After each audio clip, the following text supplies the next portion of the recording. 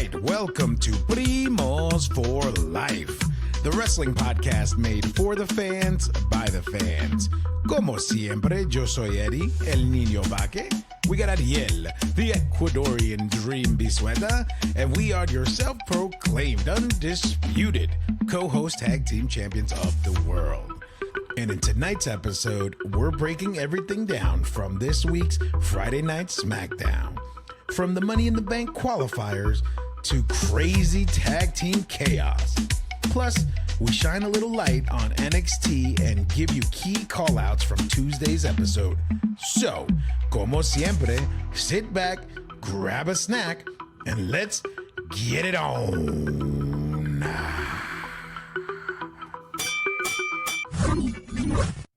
What's up, Primo? What's going on, man? Very, very subdued one right there. That was more of a calm, just kind of quick hit. Like, what's going on? Yeah, man. Just ready to finish off this week of wrestling. I think it was a good one, and I'm excited, man. I'm always excited to talk about stuff. On a sad note, though, something that just popped up on everybody's feed about an hour ago, we just heard that R-Truth got released from WWE, which is wild to think, man. That's weak sauce, man. That's truth, man. He's a national treasure, and I just want to see where he ends up and how this happens. But man, this stinks, man. It's R-Truth. Man, it stinks. But yeah, it totally sucks. I mean, what are you gonna do? I guess you have to make way for younger people, and some paychecks are inflated, and whatever I guess is happening behind the scenes. But good luck to Truth. I'm sure we're gonna see him a bunch of different places and everything. And so, but yeah, that stinks, man. That stinks. Yeah, I'm sure he'll pop up somewhere and surprise everybody in the indies and stuff like that. Or he might just take a break. Who knows? But hey, everything happened for a reason. And like you said, good luck to Truth, because you are the man, sir. So keep doing yes, what you sir. do. Yes, sir. Yes, sir. Truth. But on a lighter note, let's jump into really quick call outs to NXT, because NXT was fantastic. I was really curious to see what happened after the aftermath of Battleground. So I tuned in, and a lot of things happened, bro. Three major things that happened was Stephanie lost her title, right? Which we find out why on SmackDown, why she lost her title. Yeah. What's it called? Ricky Saints loses his title to Ethan Page. Another thing that we'll touch on as well. And the other thing was Rey Fenix and Laredo Kid showing up to NXT to set up that match with Javon Evans and Ethan Page, the Fatal 4-Way for the North American title at Worlds Collide, which I'm really, really excited for, because I feel like all four of these guys could go, and it's going to be probably match of the night for sure. That's going to be a hell of a match. Absolutely. Like Javon Evans is sick. We already know how much I love Phoenix. Ethan Page is great. And Laredo Kid, I mean, I've seen highlights. So, and what I've seen is fantastic. So the speed and the quickness and the talent in that ring is going to be just, off the charts. It's going to be one hell of a match. Yeah, for sure. And then the last thing we'll touch on, and then we'll jump into, SmackDown, is Mike Santana shows up to NXT to get in front of Trick Williams' face.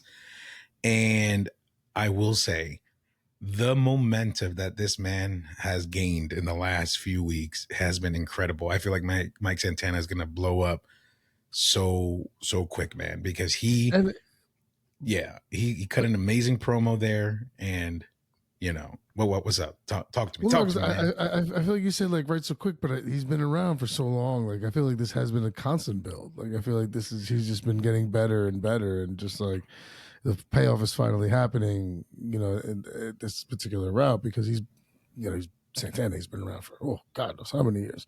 But I agree with you. I think it's we're finally get to the point where we're getting the culmination of it, which is well deserved, because it has been a long for run. sure. And he's bounced around so many different places. But man, it's makes you see kind of probably why they're like, all right, we pulled the title off Joe Hendry, we put it on Trick, this guy who has nothing to do with our company, and then we send one of our guys back, the guy now, to get it back. Yeah, nah. And what I mean by that, because you're right, and I want to definitely clear that up. He got skin in the game, and he's been in it for years, especially after the conversation that we had with Monster Mac. But I meant in the sense of like, you know, how all wrestlers say like he's like an overnight sensation, like that took 10 years. You know what I mean? Right. Basically, like this guy really Like he been finally putting got in it. the He finally time. got his push. The Kofi Yeah. Kingston, the Daniel Bryan, yeah. Yeah. So we're definitely excited to, you know, see where that heads. And to be honest with you, and I hate to say it a little bit early, but based on Damian Priest's promo, I'm going to tell you right now, Mike Santana is probably my favorite Boricua right now. So because that promo on NXT was way Mm. better than the one on SmackDown, I'll tell you that much. I mean, not gonna say you're wrong, but I mean, But on it's that tough one. note, It's dicey. It's start us dicey. off on SmackDown, brother. So what? ¿Qué pasó? What Very happened dicey. there? All right, so we open up with the Saturday's main event recap again because we're talking about the one that's following. Even though it feels like a lot of wrestling has gone between now this particular episode and the prior one, I feel like a lot has happened. But here we go. So we have the recap. You know, the Cena Rhodes. SmackDown opens in Knoxville, Bianca Belair's hometown. Mm-hmm. Bianca comes out. You know, University of Tennessee, I believe. So she had a burnt orange on, and it was, you know, she hugs her mom and her dad. Comes out, welcome everybody. She's hurt. You can see the fingers taped up, stuff like that. But then we get a Naomi interruption, and here she comes, and she's like, you know, Creeper I've been status. calling you, you know, yeah, like mad stalker. Like, oh, I called you, you ain't answering. I left messages, you ain't answering. I went to your mama's house. Your mama's house. She's like, nobody was home, so I just let myself in. I picked up your photo album, you know, the one on the coffee table. I'm like, goddamn specificity. Like she's going through it. Like, so it was fun. I even wrote down, I was like, just too funny. Like it's just smiley face too funny. Like that was hysterical. So she comes out, whatever. Bianca's like, let's not do this here. You know, you challenged our friendship, whatever. Jade Cargill comes out. Yep. Knocks Naomi out the ring. Then here comes Nia Jax because we're sitting up for a triple threat match. Money in the Bank qualifier, Jade, Naomi, and Nia Jax. And I'll let you rock here. And the one thing that I will say about this match, and honestly, we could move on from it, is very sloppy. And I hate to say that because it was the opening match of the night. You're expecting, you know, 3 hard-hitting women, two vets, you know, really should know how to hold the match down. And I feel like Naomi was sloppy, Jade was sloppy, and Nia was definitely sloppy. And it was rough. It was a rough watch. The first note I have on this match is clunky spots. Like there was just a lot of awkwardness. Like it just looked I don't know what it was, but I agree with you. It looked awkward. And once again, this is us nitpicking because we are truly just fans. But we noticed it. You know, of course, we've been watching for so long that we are going to notice things along these lines. But yeah, I felt there was like, I remember at one point Jade was like trying to slam Nia, and it just looked like she went for like once or twice, and then Nia kind of moved her arms, and I was just like, oh man. But it like led into a commercial, so I was like, great, I want to buy a Slim Jim or whatever they're selling me now because that's what I want to do instead of thinking about what I just saw, because there was a lot of clunky things there. Yeah, I mean, it's just one of those things that because, you know, we hold these athletes to such high regards. We know what they're capable of. We know what they could do.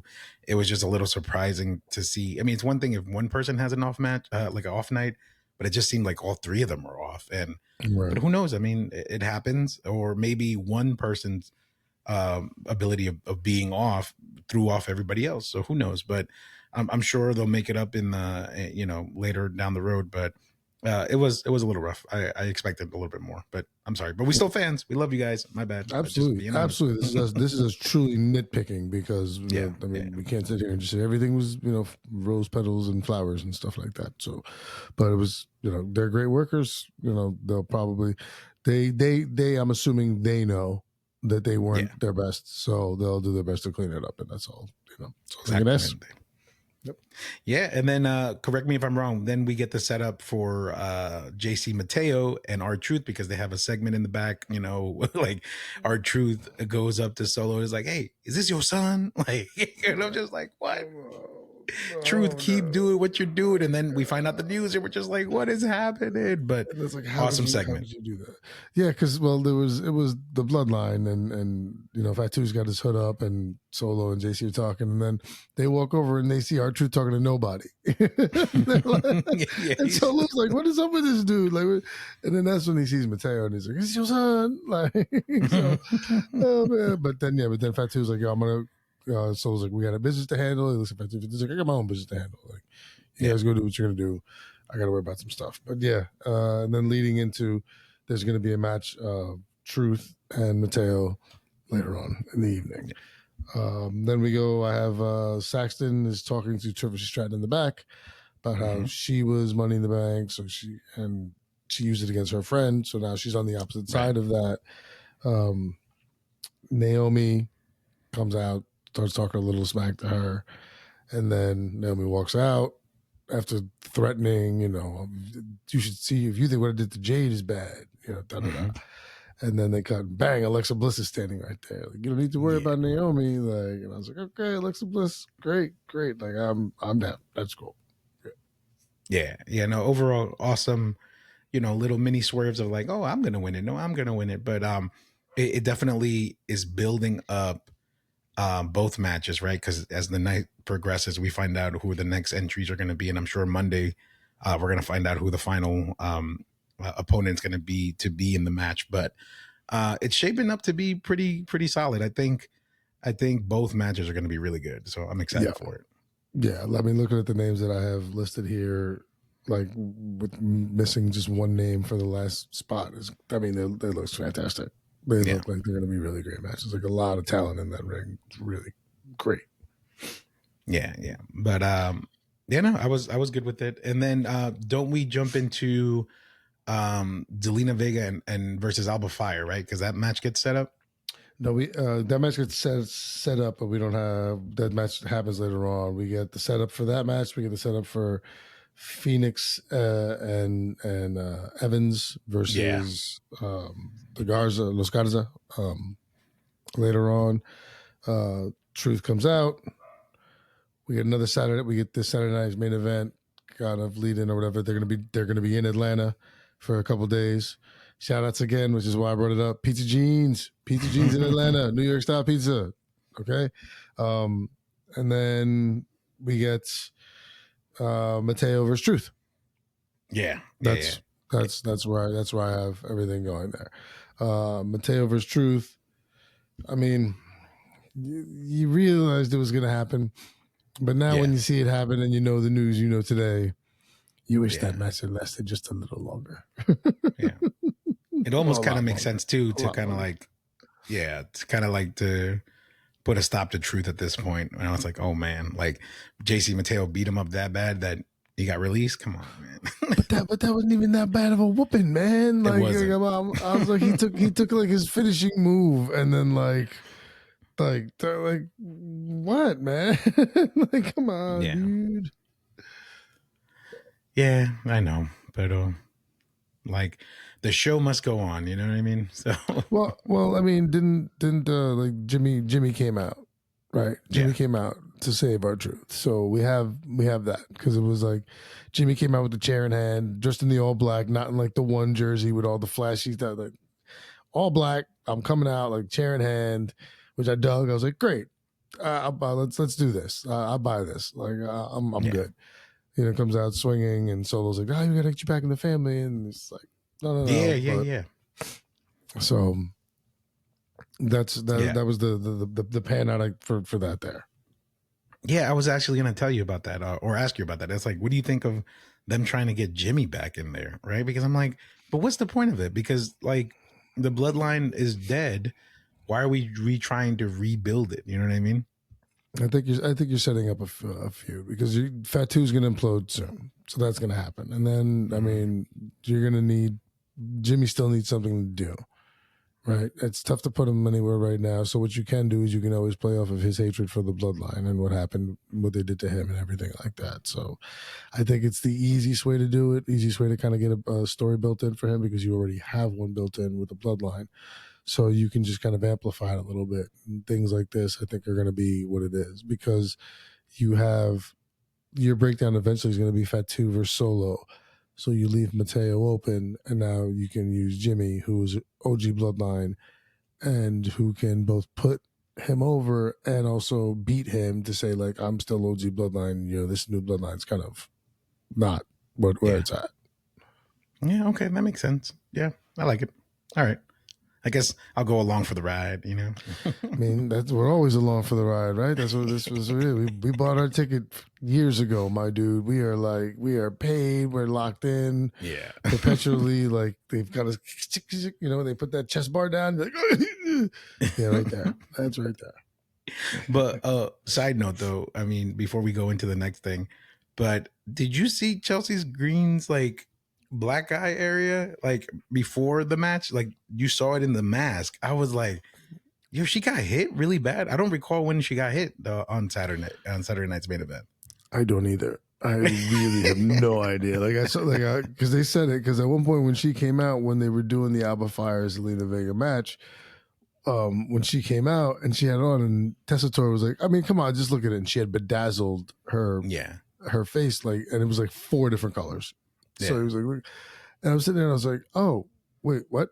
Like, what did I miss? That she needs a face? And then Wade's like, she's got a broken nose. And I'm like, oh, I'm sorry, this is common knowledge. Like, what are we doing here? Yeah, apparently. And but then when she tried to take that thing off and you see it, I'm like, oh, it's rough. Like, a lot of people got hit really bad. That was deep. Like you could deep purple, and then it was that pink, so you could tell that was just like, oh man, yeah. Oof. Yeah, and yeah, sorry that happened to her, but yeah, speedy recovery, Chelsea.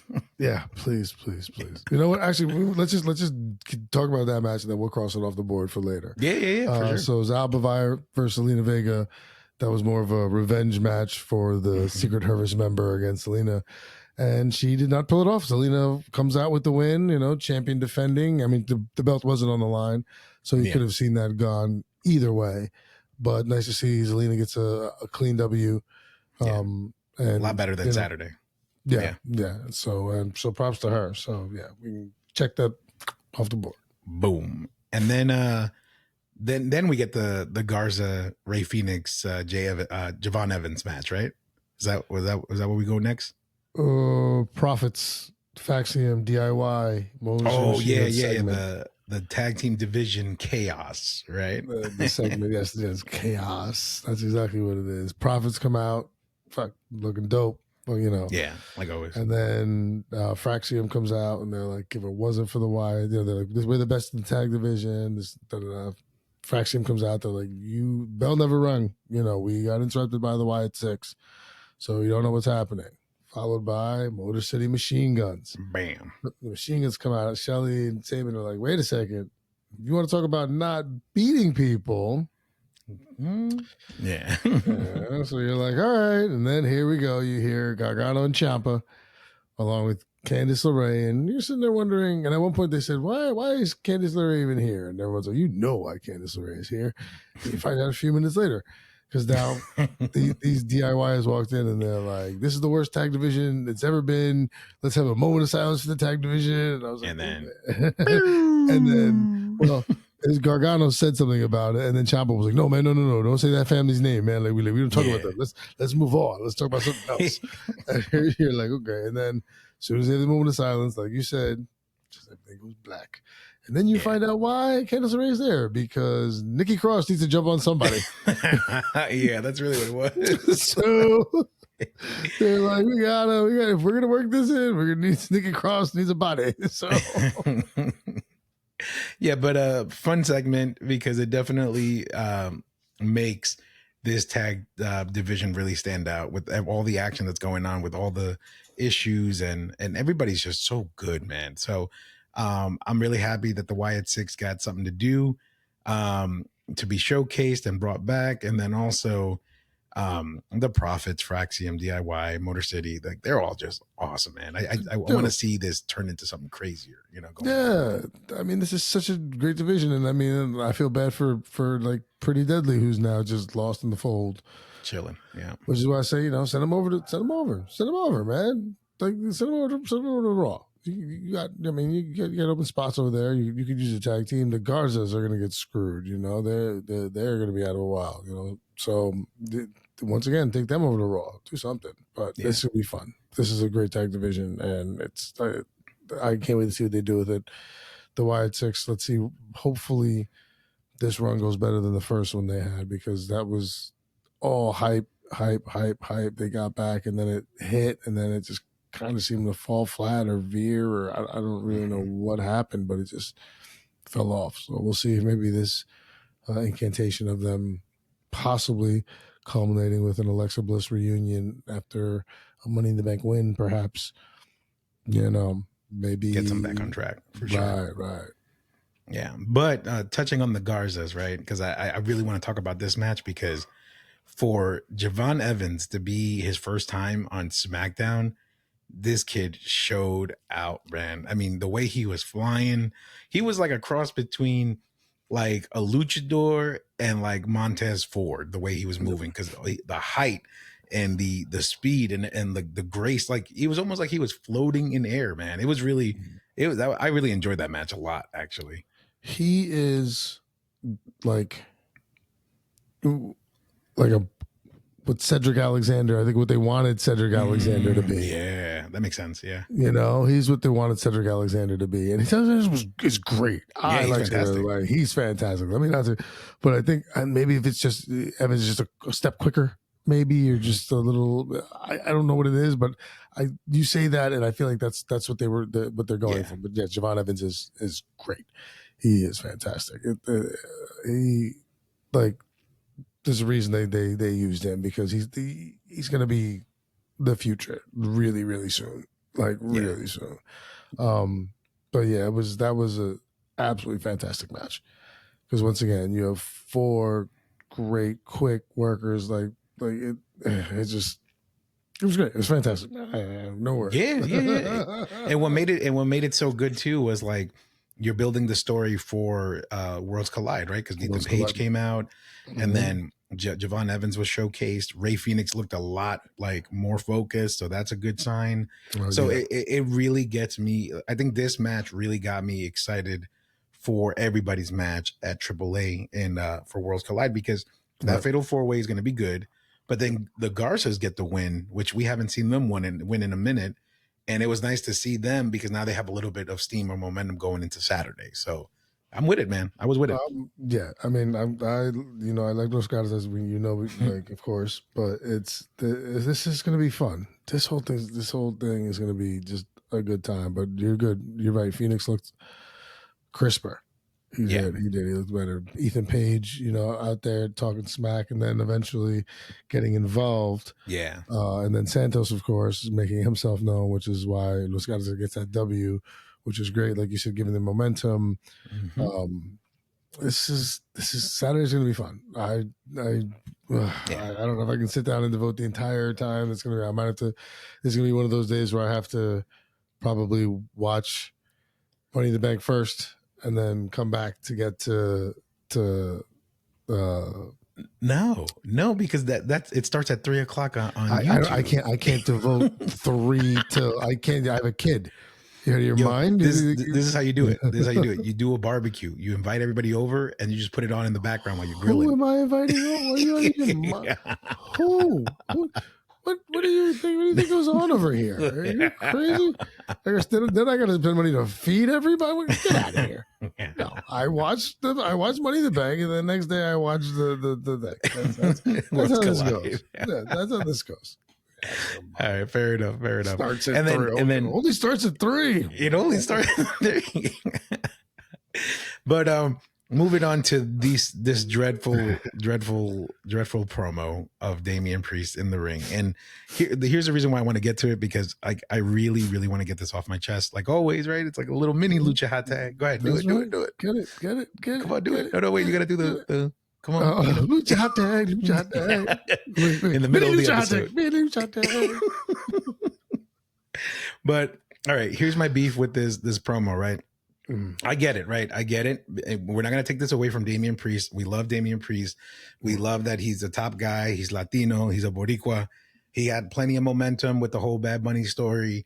and then their backlash match, made history for Latinos, in recent years. So, not hating or taking anything away from him, right? Okay. My issue is that it just gets me upset that Mike Santana, not a bad thing, has way more stock in that Boricua like movement from New York thing.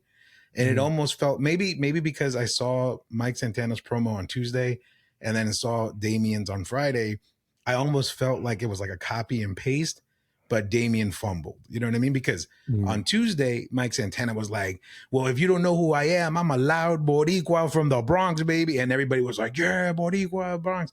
It was dope. He rocked it and he's owning it, right? And you could feel the confidence. Okay. In this promo, Damien stumbled. He had a black eye. He was like, yeah. And then at the end, he was like, whip out. And I'm just like, bro, what are you doing, man? Like, make it your own. Do it. Take ownership of it. Take it back. You know what I mean? Do something. But I felt like it was really weak. And I get it. It was to set up, his target, his eyes on Jacob Fatu in the U.S. title. But I felt it was weak sauce to me. Mike Santana definitely knocked it out the park on Tuesday rather than from a Boricua Latino stardom power, frame, so to speak. And I'm done. Yeah. There you go. Go ahead. Yeah, no, it was definitely a watered down version. It definitely wasn't as good. Priest has done much better. Yeah. Priest has done so much better. So I understand that, but I also think in this current, and I don't know, in this current thing right now, they use Priest in that angry, like when he's in that bitter rival. He's for some reason these one-off where he's just generally speaking to people. Those never really go well for him. He's always better when he's got that person he can be angry at and he can look at. So it definitely has to work on that. Which since Santana's been around for a minute, so I think Santana knows how to do it better because he has been around a lot longer. And so he's learned that much more. Also, Santana's hotter right now. So I think you're also just kind of on that, like you're on Santana's D right now. Like you are. Like you're like you're holding his jockstrap. Wow. Here, you are, dude. You are. You absolutely are. And there's nothing wrong with it. Okay. I hold many a jockstrap. Are you kidding me? I'm here, like, yeah, man, here. But I think because he's hotter right now, I think is probably also to do with it. But yeah, I think Damien, when he has someone to focus on, I think those are a little more real and they're a little more natural. So I think they work better for him. But yeah, no, I definitely agree with you. It was definitely not what it could have been. Yeah, no. I can see your point. So I ain't mad. But really quick before we jump into the men's Money in the Bank qualifier, I did enjoy the Julia promo, right? That was pretty cool to set up, who she is, why she came to SmackDown, and what she's here to do. And then she had that interaction in the hallway with Selena with like, hey, I see you, but I see the title. And that's really what I care about right now. And, that was pretty cool setup. But to circle back on why Stephanie lost the title on Tuesday is because it was announced that she will be joining the Monday Night Raw roster. Yep. So it appears, this is the rumor, right? Stephanie goes to Raw, Jordan Grace is going to SmackDown, and Ricky Saints has lost the belt because he's coming to the main roster as well. I just don't know which show yet. Yeah, I figured they'll probably put Saints in SmackDown territory, but who knows? Yeah. Because Raw, you're running a lot right now on Raw, so it's gonna be. I mean, you're running a lot on SmackDown too, but I mean, might be able to sneak a spot in here. Yeah, but I think that makes sense for why Saints lost that belt. You figured it was only a matter of time before it happened anyway. But I also heard that Grace will end up on SmackDown with the move of Vaquer to Raw. Yeah, and then so the Money in the Bank qualifier for the men's, we got Andrade, Carmelo Hayes, and Jacob Fatu. First of all, really surprised with the ending, right? Because I was like, "Whoa, let's go!" Right? I was not thinking that he was winning. I did not think that at all. Yeah, which was really awesome because the way they set up the little snippet of Carmelo Hayes and Miz, like, yo, I got myself to the dance. I appreciate everything you've done, but let me do this on my own kind of thing. So the way he set that up, I thought he was really going to try to go out there and prove a point. But what I liked that they've been doing with these triple threats is that there's always an outside factor distracting one of the parties, so it ends up being like a 2-person fight at the end. And I Right. feel like that's what they did here with Jacob, because Solo was like, I was just trying to help, and they Yeah. get distracted. That whole thing happens. And then the match, we all get excited because now it's down to Andrade and Carmelo, which we've seen so many times, and we get excited to see it every time. Great And matches. then, yeah. And then after that, boom, we get the surprise win of Andrade winning. He looked surprised, and I was like, let's go. Super happy with that. Not mad at Yeah, it at man. all. Yeah, love it. Love it. I mean, I think this is Hunter paying his people back. Yeah. Carmelo's great. He's young. Fatu's Yeah, awesome. He just got here. Andrade's been around. He had Andrade in NXT. Like, he's had Andrade. Like, and Andrade's been there, and Andrade works for him. And I think Hunter likes Andrade. So I was very happy with this. I love Andrade. It's great. I'm very, very good with this. But I agree with you. It was fun to see that Solo and then Jimmy came out, and that became kind of a thing, taking that Fatu attention away, which also furthers the dissension in the ranks there. What's going to happen with the bloodline starting to implode in terms of Fatu on his way out the door. So good. Yeah, I thought it was a great match. I love the ending. Andrade, yeah, man, yeah, dude. So yeah, so then we get that, and then last segment of the night, right? We get one Codith Rhodes who comes out. Codith. He starts just chatting about how he's been there, and I mean, there's giving you the I'm back, and Cena, you were this, and I watched you do it, and he brings down Jey Uso. We get a little yeet session. Arms are tired. And then mental arms are tired. Yep. Everyone's wings are flapping. So they come out, and then I believe Cena is your next comes out. entrant, and then I'll let you roll from there. Yeah, no, Cena comes out, talks about how they're just both copycats of him, but one's too lazy and one's too this. And with Logan Paul coming out, which I was really surprised, Logan Paul did a fantastic job on this heel promo by going out and really, I'm a self-made man. John's a self-made man. Like, that whole thing was really good. The only hiccup, and this is nitpicking, but I think it's still an A+ for Logan Paul, so props to him, was at the end. It was like, so what's it going to be? John, and then Jay, and then Cody. You know what I mean? Like, it's like he forgot that John is on his side. So it's like, what do we I guess, he almost fumbled there, but yeah, well, no, he probably meant like, what's it gonna be, John? Are we gonna do this, or right. What's it gonna be? Like, that's how you just say, like, this would be, yeah. But if you rewatch it, it's like he meant Jay and Cody, but he said John. Like it's like sometimes when you catch like an actor slipping and they'll like say like the person they're speaking to's name, like their character's name or whatever, and they'll be like, is that what you meant, Colonel? And then the Colonel's supposed to say his line, and you're like, oh shit, like I mean, wrong thing. Like, that reminds me of like Rush Hour, right? Where he's like, get the door, Jackie. Who's Jackie? Exactly. His name is Lee. His name is Lee. God damn it. And then Cody makes a smart remark about like, what are you guys arguing about? What are you gonna go in the back and polish his Peacemaker? And everybody's like, oh, and then it brawls out. Peacemaker 2 coming out. Giving Cody and Jay the final moment because John and Logan Paul are outside in the ring, and executive producer Paul Levesque. Paul Levesque would be fitting. Here we go. So, I mean, overall, set up what you need to do. I think it was good. I think you're good with what you've laid out. Sorry to see Truth go and lose in that amount, in that fashion rather. You have got the 5 finals for your men of Penta, Solo, Rollins, LA Knight, and Andrade. Yep. Now joining the ranks. And for your ladies, you have Julia, Bliss, Roxanne Perez, Nia, and Naomi joining the fold. So I think I agree with you. Monday, we'll find out the last 2 entrants.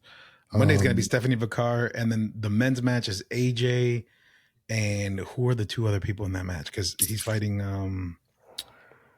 Because I don't think it's going to be AJ. I think it's going to be one of the other 2. But It slipped my mind right now. But I mean, we'll talk about it once we get into the Raw recap. But Yeah. Stephanie's definitely taking that spot for the women. I mean, it's the only thing that makes sense. Yeah. Or maybe not, because she's already fighting at AAA, so maybe not. See, Then you can't have her do double duty. That'd be messed up. Well, I mean, she's done it before. She's la primera. Do it again? La segunda? Yeah, right? La tercera? No, la primera de nueva. That's all that is. That's all that is. Yeah, no, but final thoughts on the episode. It was okay in the sense of like, I feel like that 3 hours really could have been condensed to 2 hours with everything that transpired. But overall, very entertaining. A little disappointed with the start of the night with the women's match. Kind of reminded me to that Fatal 4-Way with Damian and Jacob and LA Knight, that whole thing, because it was just really drawn out for no reason. But again, we get it, 3 hours, so it makes sense. But really, really more looking forward to the excitement of AAA and Money in the Bank with the Javon Evans showcasing, and then Ray Phoenix and the Garzas. I'm more excited about that. So I'm good. I'm good with the episode. Yeah, no, I said 7.5. I was going to go 7.5. It's a good build up, getting ready, everything for the weekend. We'll see what happens this upcoming Smackdown, but solid. You got to lay your foundation and tell your stories. So a couple of things could have been shorter, like you said. You know, that women's match going on a little too long. You know, a couple segments maybe definitely went longer than they needed to, but yeah, you got to give it in. So exactly, man. Not mad about it, man. Not bad about it. Overall, I'm good. 7.5. Yeah, man. But looking forward to World Collide, Money in the Bank, the rest of the week for wrestling. Pero, como siempre, primo, you know what to do. It feels good doing that, because I didn't do it in the last episode. It felt weird, but I like it. I like that we did. Sorry, that one's my fault once again. No, you good. Once again, my moment to take and thank everybody for listening, following, liking, sharing, everything that you guys do for us. Please, we love you very much. We really appreciate all the listeners, all the loves, all the shares, because it just helps us, try and get out there a little more and, continue to do this thing that we love to do. And just makes, like I said, our life easier and more entertaining and more fun when you guys enjoy it and we see it and it's represented. And one more shout out for when Saturday's Main Event is in Atlanta, Pizza Jeans. Ladies and gentlemen, we love you very, very much, and we will see you when we see you. We will see you when we see you. Take care, everybody. All right.